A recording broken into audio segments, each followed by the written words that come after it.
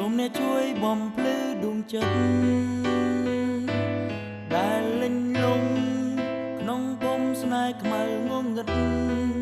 រូបស្រីដែលខ្ញុំធ្លាប់ស្និទ្ធ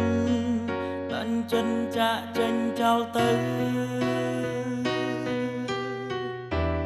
បងចង់ដឹងតើអូនសុខទុក្ខយ៉ាងណា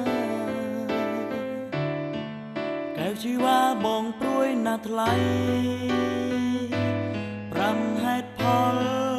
ឲ្យយល់ផងណាចរណៃមុននឹងរូបស្រីអូនឈាន